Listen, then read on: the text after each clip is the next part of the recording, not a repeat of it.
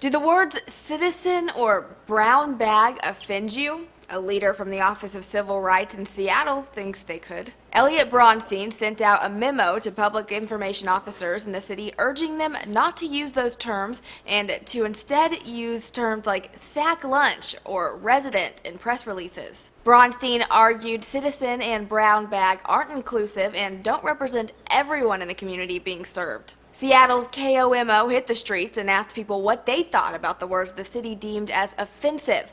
All of the people featured in the station's report seemed to find nothing wrong with them. Do you find it offensive? No, not at all. I personally don't. They've been calling that brown bags for years. I think it's ridiculous.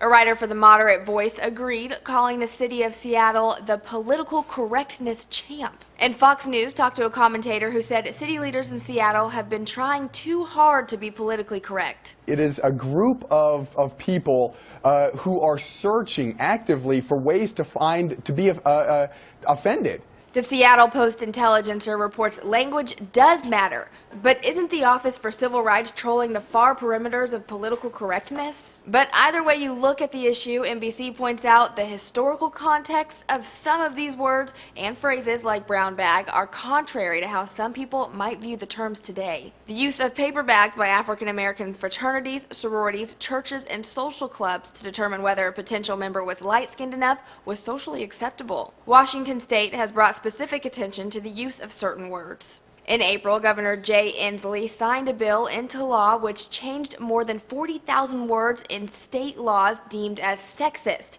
It took 6 years for state leaders to compile the whole list. For example, the word fisherman was changed into fisher, freshman morphed into first-year student, and the word penmanship was erased by state leaders and rewritten as handwriting. City leaders in Seattle have not commented on the memo. For Newsy, I'm Jasmine Bailey.